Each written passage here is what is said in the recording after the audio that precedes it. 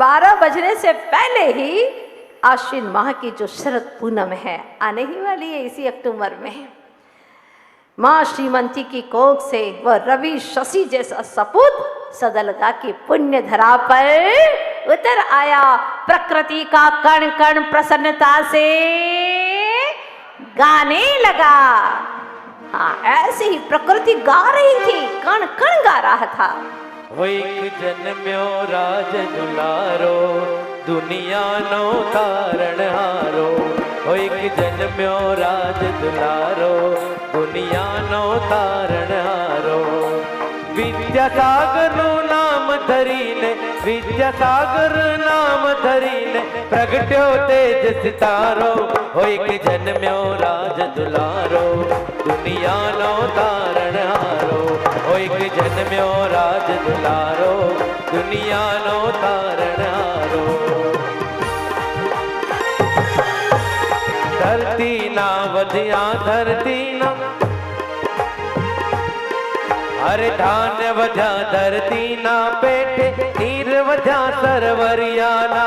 चंद्र सूरज ना तेज वध्यान, संप वध्या सौ मानव मां। दुख ना दिवसों दूर गयान, दुख ना दिवसों दूर गयान, आव्यो सुख नो वारो। हो एक जन्म्यो राज दुलारो, दुनिया नो तारण हारो। हो एक जन्म्यो राज दुलारो, दुनिया नो तारण हारो। विद्यासागर नाम धरीन, विद्यासागर नाम धरीन, धरो राज दुलारो। हो एक जन्म्यो राज दुलारो, दुनिया नो तारण हारो। हो एक जन्म्यो राज दुलारो, दुनिया नो तारण हारो। हम भी यहाँ कुछ कुछ अंशों में खुशियाँ मना रहे हैं। हाँ, वो क्या सौभाग्य का क्षण होगा। देखो, आज एक बालक का ही जन्म नहीं हुआ, हजारों को सम्यक्त देने वाले का जन्म हुआ है। कुआं कोई एक खुदवाता है, लेकिन लाखों लोग अपनी प्यास बुझाते हैं। मंदिर कोई एकाध व्यक्ति बनाता है, लेकिन कितने कितने लोगों को सम्यक्त की प्राप्ति होती है, परिणामों की विशुद्धि होती है। पाठशाला कोई एक खोलता है, लेकिन कितने कितने लोगों को ज्ञान का लाभ मिलता है। बस उसी तरह से आज के दिन हमारी ज्ञान धारा में एक बालक ने जन्म लिया है। सौभाग्यशाली ने जगत जननी माँ और प्रसन्नता से प्रकृति का कण कण गाने लगा। धर्म रूपी वृक्ष की धारिणी धरित्री माँ श्रीमंती, तुम धन्य हो माँ, तुम धन्य हो। अभी आप लोग नेमी कुमार की बहुत बड़ी यात्रा देख करके आए हैं, है ना। तो अभी बालक का जन्म हुआ। हर बार हम ज्ञानधारा में बहुत अच्छे से इसका उत्सव मनाते हैं, लेकिन पर्वराज पर्यूषण आया, उत्सव पर उत्सव बहुत हो जाएंगे, आप लोग कहीं थक न जाओ। इसलिए जब बालक विद्याधर दीक्षा लेंगे, उस वक्त हम बहुत जोरदार बड़ा उत्सव करेंगे। यहाँ पर बड़ा आनंद आने वाला है। प्रतीक्षा कीजिए, बस 10-15 दिन के बाद में ही दीक्षा का कार्यक्रम शुरू हो जाएगा। जन्म लेते ही चिक्कोड़ी उपचारालय में ले जाया गया। शिशु बहुत सुंदर है, मनोज्ञ और स्वस्थ है। यह समाचार चिकित्सक ने शीघ्र ही माता पिता को द्वितीय होकर भी अद्वितीय है यह सुन माँ फूली नहीं समाई। द्वितीय नंबर का पुत्र है, लेकिन अद्वितीय है। क्या पुत्र है, अद्भुत सुंदर, घुंघराए बाल, लाल लाल अधर, शिशु को देखने लालायित हो गई। एक चंद्र तमोहंती, एक चंद्रमा ही अंधकार को दूर करने वाला होता है। युक्ति यह चरितार्थ हुआई। शरद पूर्णिमा की मध्य दिशा से भोर के आगमन तक प्रकृति के प्रांगण से गूंजता रहा अद्भुत नाद, और होते ही भोर अपनी ज्योति समेत ज्योत्सना यानी चांदनी कर गई प्रस्थान अज्ञात पथ की ओर। तभी विशाल गगन के उस छोर से अपनी नैसर्गिक छटाले स्नेहिल चाल से, जरा जोर से गाइएगा, उतर रही थी वसुंधरा के प्रांगण में सूरज की सुहागिनी रश्मियां। देखो इधर से चंद्रमा की चांदनी तो प्रस्थान कर गई, सवेरा हो रहा है और सूरज की एक से एक सुंदर जो सुहागिनी बेटियां हैं ना, रश्मियां, उसकी किरणें, वो कह गई उन्हें, सुहागिनी बेटियां रश्मियां कह गई उन्हें, लो संभालो इस बाल लाल ज्ञान सूर्य को द्वितीय पुत्र के रूप में अद्वितीय। हाँ, अब सूरज की किरणों को कह के गई, अब संभालो तुम, हाँ, इस बाल लाल ज्ञान सूर्य को द्वितीय पुत्र के रूप में पर अद्वितीय दिवाकर है। और सुनिएगा उनकी कुंडली क्या कहती है।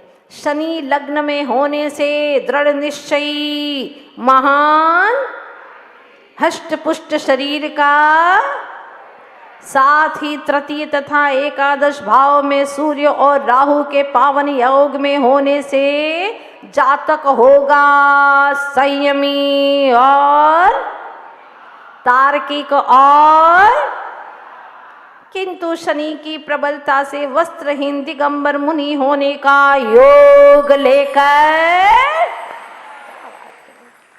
शनि की प्रबलता है इसलिए वस्त्र भी नहीं मिलेगा उसको, हाँ, एक धागा भी नहीं, मतलब दिगंबर मुनि होने का योग लेकर अपनी बंद मुट्ठियों में अंतर आत्म वैभव और नाजुक लाल पगतलियों में जग का जड़ वैभव ठुकराने की,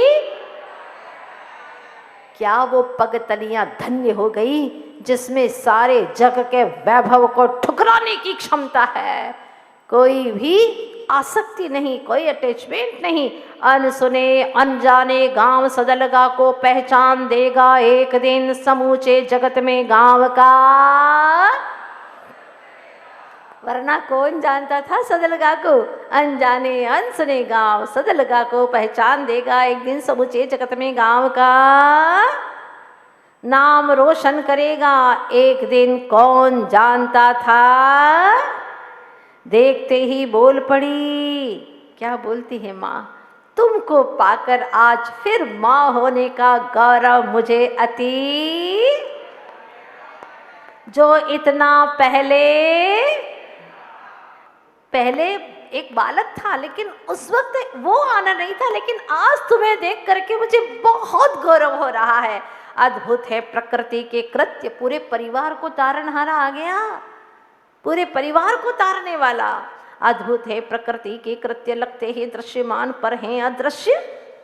अभी क्या है, प्रकृति के कृत्य अदृश्य हैं, कहाँ पढ़ पाती हैं सामान्य मानव की आंखें इसकी अदृश्य। अभी कोई पढ़ पा रहा है कि आगे क्या होने वाला है, कहाँ समझ पाता है इसके, हाँ, इसके अबूझ संकेतों को मानव मेधा के वश की। अक्की वाट के भट्टारक मुनि विद्यासागर जी का श्रद्धा से स्मरण कर ज्यों ही पहली बार पुकारा माँ ने बड़े प्यार से, बेटा बेटा विद्याधर, बड़ी बड़ी आंखों से निहारता रहा, मानो कह रहा हो विद्यासागर ही कह दो ना एक बार। माँ ने कहा बेटा विद्याधर तो बड़ी बड़ी आंखों से निहारता रहा, मानो कह रहा हो विद्यासागर ही कह दो ना एक बार। दिन पर दिन लो आ गया प्रथम बार जिन दर्शन करने का। दृश्य कितने प्यारे हैं देखिएगा। शिशु को नवीन वस्त्र पहनाकर किया माँ ने तैयार, ऐसा लगने लगा मानो बाल घुंघराले बाल नपातुला, जगत की सारी रूप राशि इसके सामने। मंदिर जाते जाते हर महिला ने अपने हाथों में, और अंत में श्रीमंती की प्रिय सखी पद्मा चुप न रह पाई, बोल ही पड़ी, कई जन्मों का एक साथ पुण्य उदय में। हाँ, कई जन्मों का एक साथ पुण्य उदय में आया है, पूर्व जन्म की तपस्या का।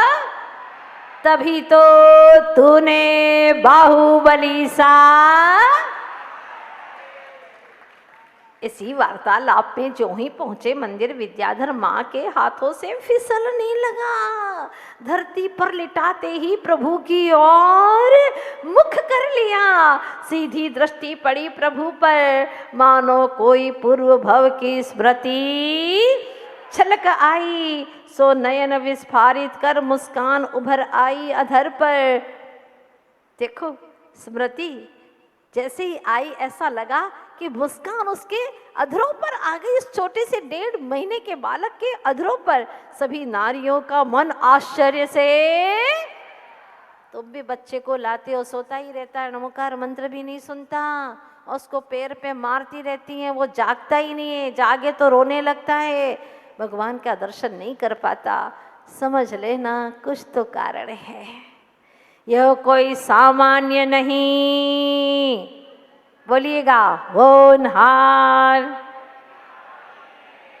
तभी तो शांत होकर इसने,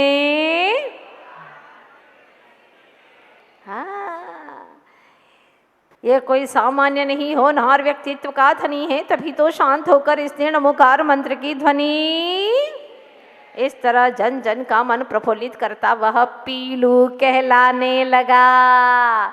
जन जन का मन प्रफुल्लित करता तो नाम क्या रख दिया इसका? पीलू।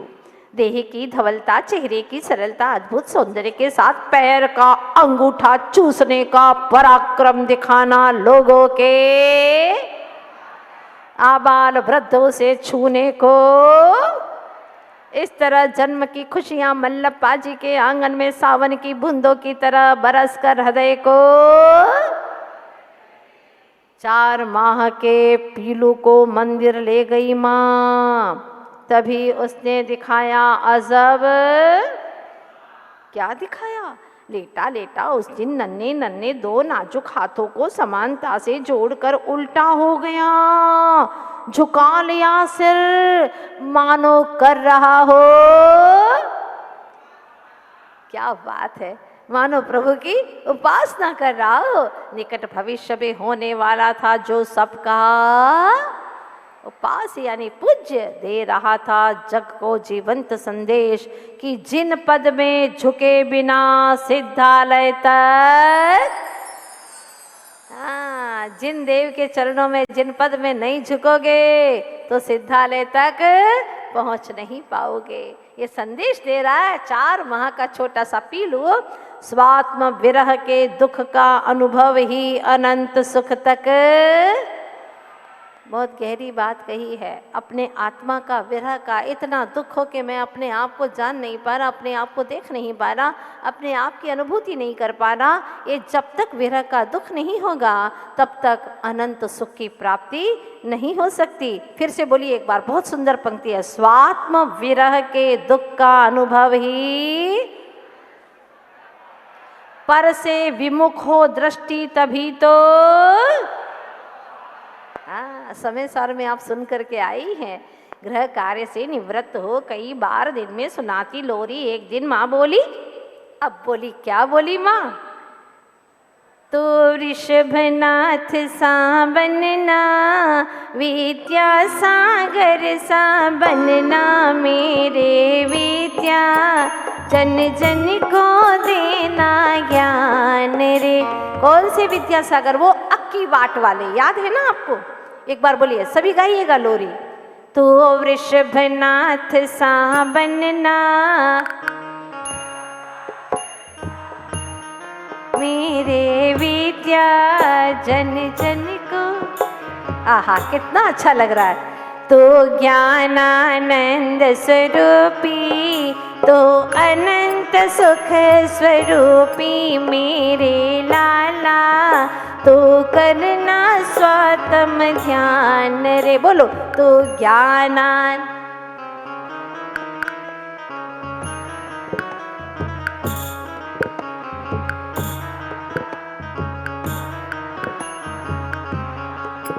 क्या लोरी सुनाई माँ ने?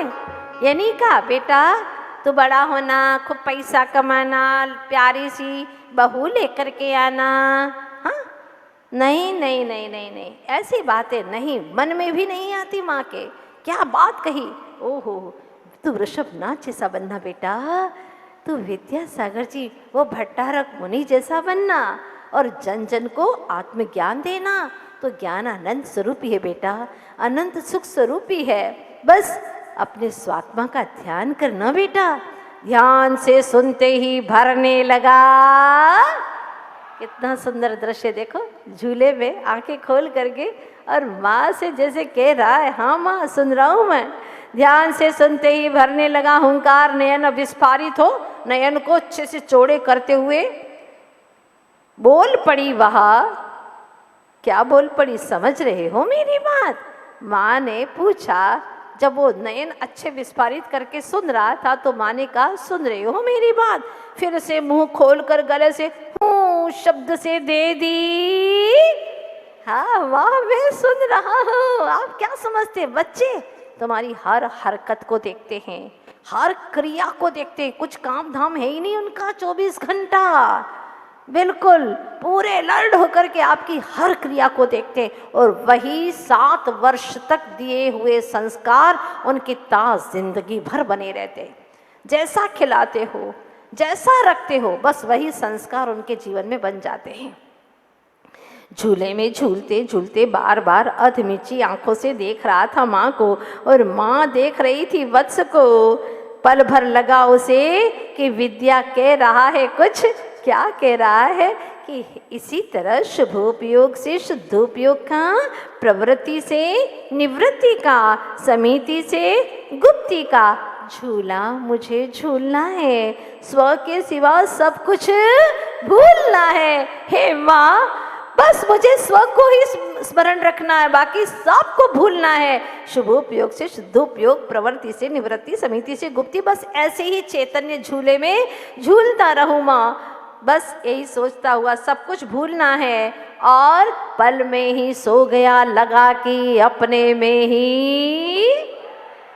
यह क्या ऐसे सुंदर ज्ञान धारा को आपको बंद करने का मन करता है क्या? ऐसा लगता है और सुनते ही जाए। यह क्या, आज पहली बार सोकर उठते ही चुपचाप होले होले घुटने से चलकर आकर नयन मूंद कर बैठी जाप करती माँ को निहारने लगा। धार्मिक क्रिया करते समय कभी माँ को परेशान, यह तो उसने ठान लिया था। क्या बात है। आजकल माताओं की शिकायत रहती है, क्या करें मंदिर ही नहीं आ पाते हैं, बच्चा परेशान करता है। तुमने परेशानी में जन्म दिया है ना, इसीलिए वो तुम्हें परेशान करेगा।